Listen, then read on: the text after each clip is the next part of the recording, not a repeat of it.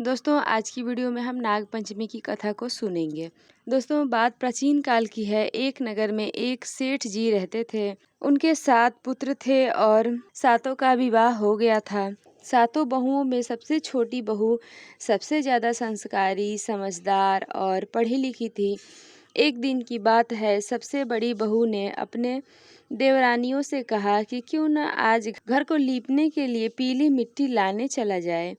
सभी बहुएं बड़ी बहू की बात मानकर डलिया और खुरपी लेकर मिट्टी लाने चली गईं।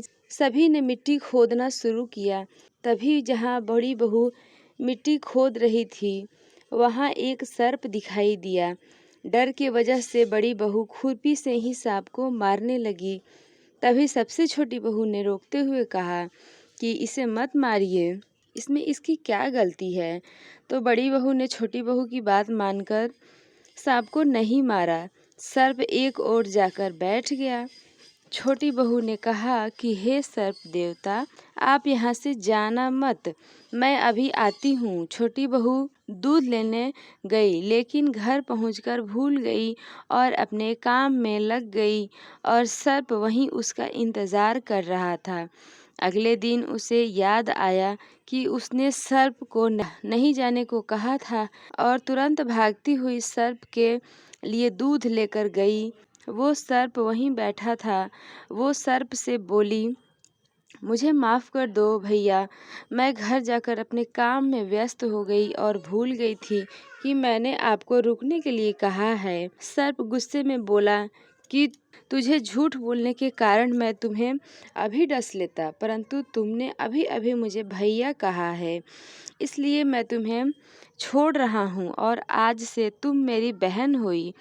तुम मुझसे जो चाहे मांग सकती हो। वो बोली, मेरा कोई भाई नहीं है और तुम मिल गए, मुझे और कुछ भी नहीं चाहिए। बस जब भी मैं आपको बुलाऊं आप आइएगा। कुछ दिनों के बाद जब सावन का महीना आया तो सभी बड़ी बहुएं अपने अपने मायके जाने लगीं।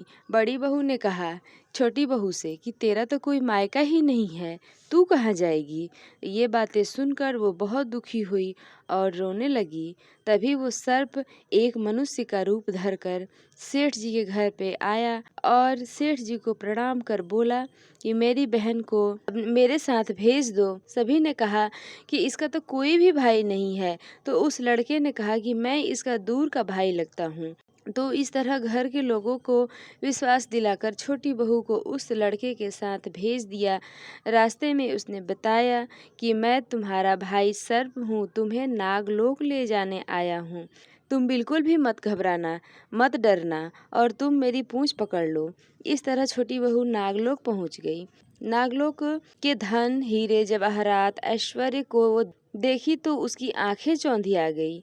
फिर सर्प ने उसे अपनी माता के पास ले गया और अपनी माता से बोला कि माँ, ये मेरी बहन है, इसी ने एक दिन मेरी जान बचाई थी। ये कुछ दिनों के लिए यहाँ रहने के लिए आई है। सर्प की माता ने उसे गले से लगा लिया। उसने वहाँ देखा कि वहाँ सर्प के छोटे छोटे बच्चे कुछ दिन पहले ही अंडे से निकले थे। वहाँ वो रोज देखती थी कि नाग के छोटे छोटे बच्चों को नाग माता दूध पिलाने के लिए घंटी बजाती तो सारे बच्चे आके दूध पी लेते थे। एक दिन छोटी बहू बोली कि माँ, आज मैं दूध पिलाने के लिए घंटी बजाती हूँ। नाग माता ने कहा कि ठीक है। छोटी बहू ने जल्दबाजी में घंटी बजा दिया और दूध अभी पूरा ठंडा नहीं हुआ था।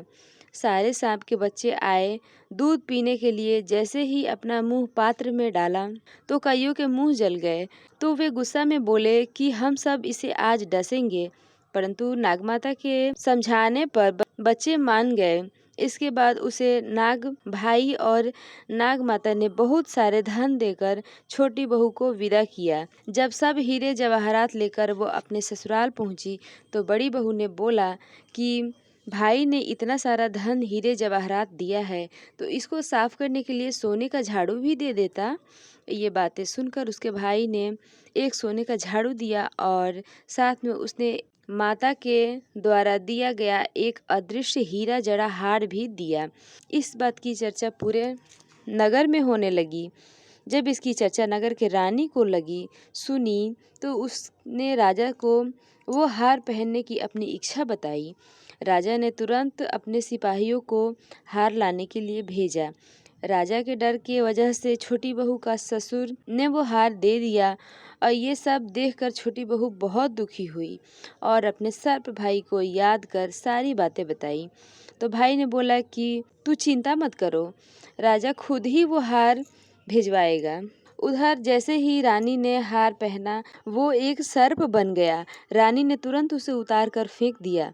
राजा ये सारी बातें जानकर छोटी बहू को दरबार में उपस्थित होने की आदेश दिया। छोटी बहू अपने ससुर के साथ राज दरबार में गई।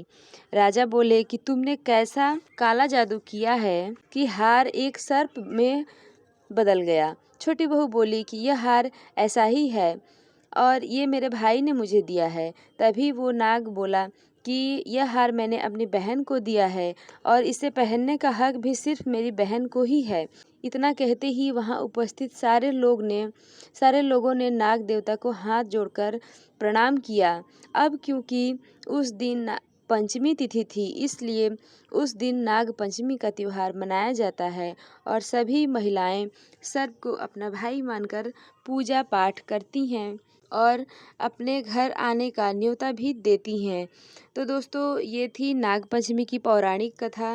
दोस्तों आशा करती हूँ कि ये कथा आपको अच्छी लगी होगी। वीडियो पसंद आए तो लाइक ज़रूर करें।